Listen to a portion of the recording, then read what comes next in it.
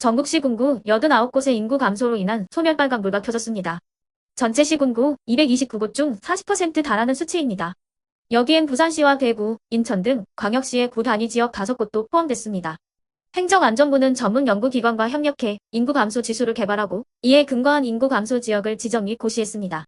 인구 감소 지역은 전남과 경북이 각각 16곳으로 가장 많았으며 이어 강원과 경남, 전북, 충남, 중부 등이 지정됐습니다. 국내 전체 인구 5,155만 명 중 서울 경기 지역의 절반가량이 모이며 수도권 집중화가 가속화되고 있는 가운데 지방 소멸 위기는 더욱 가파라질 것으로 보입니다.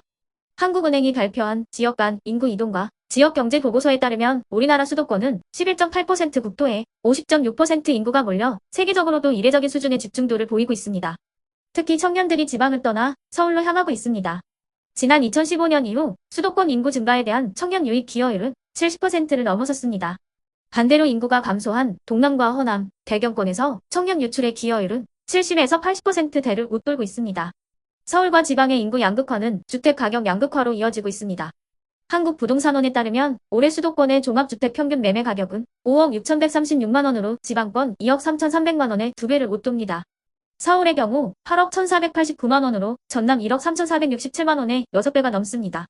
게다가 지방 분양시장은 소화불량 상태입니다. 9월 기준 미분양 물량은 대구가 1,501호로 가장 많았고 경북 7,680호, 충남 5,814호로 뒤를 이었습니다. 반면 서울은 914호 수준입니다. 수도권의 인구 절반이 쏠린 상황에서 국토 균형 발전은 국가적 과제입니다. 윤석열 정부는 지방시대위원회를 대통령 소속 자문위원회로 출범시켰고 최근에는 지방시대 종합계획을 발표했습니다. 지방의 자치 역량을 강화하고 양질의 교육과 일자리 인프라를 확충하는 게 핵심 내용입니다. 국민의힘이 당론으로 삼은 메가시티 서울은 이 흐름에 정면 배치되는 게 아니냐는 반발을 불러왔습니다. 더불어민주당은 메가 서울의 다른 말은 기만 서울이라며 서울 확장을 통한 지역 소멸에 대한 분명한 입장을 밝혀야 한다고 규탄했습니다. 이에 지방의 활로 모색을 위해 대구와 부산, 광주 등 주요 도시를 중심으로 메가시티를 조성해야 한다는 목소리도 나옵니다. 다만 메가시티 구상 자체가 서울뿐만 아니라 대구, 부산 등도 포함하고 있다며 구체적인 마스터 플랜이 나오면 지방도 광역시 중심으로 재편될 것이라는 의견도 나오고 있습니다.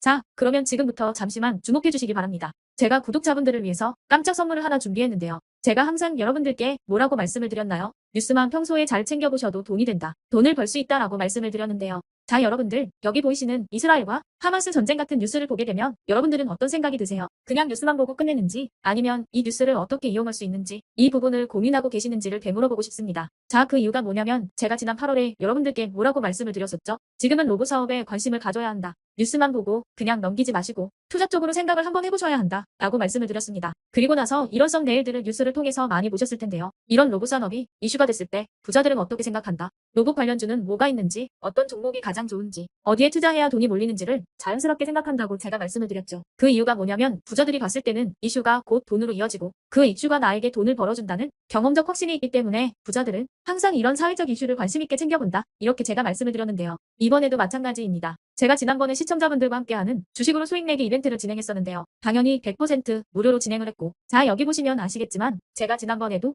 저한테 이슈라고 문자 남겨주신 모든 시청자분들께 이렇게 로봇 관련주 중에 가장 급등할 확률이 높은 딱 한 종목, 많은 종목도 아니라 뉴진로봇이라는 종목을 여러분들에게 추천드렸어요. 그러면서 여기 나와 있는 대로 정확히 얼마에 매수해야 하는지, 그리고 수익률이 어느 정도 나왔을 때 팔아야 하는지 이런 부분들까지 여러분들에게 정확히 알려드렸었는데 자, 지금 실제로 어떻게 되었다? 오른쪽을 보시면 아시겠지만 제가 8월 초에 문자로 이 뉴진로봇을 소개해드리고 나서 실제로 한 달도 지나지 않아서 이렇게 주가가 2배 이상 급등이 나왔다. 그래서 당시에도 굉장히 많은 분들이 제가 드린 이 종목으로 수익을 내실 수가 있었을 텐데요. 다시 한번 축하드린다고 말씀을 드리겠고 자, 이번에도 마찬가지입니다. 최근에 이슈되고 있는 게 이 하마스와 이스라엘 전쟁이기 때문에 우리가 어떻게 생각해 볼 수 있다? 전쟁이 계속되던 전쟁이 끝나던 일단 피해 상황이 막심하다는 겁니다. 따라서 전쟁으로 진행된 피해를 복구해야만 하겠죠. 때문에 이스라엘 재건이 반드시 이루어질 수밖에 없고 우리나라 기업 중 이스라엘과 관련이 있는 그리고 폐허가 된 도시를 복구할 능력이 되는 한 곳이 크게 부각받을 수밖에 없다. 당연히 이쪽으로 우리가 생각해야 한다는 겁니다. 2022년 러시아 우크라이나 전쟁 터졌을 당시에도 몇 개월 뒤 우크라이나 재건 관련주들이 일제히 급등했었던 적이 있었죠. 이번 이스라엘도 비슷하게 흘러갑니다.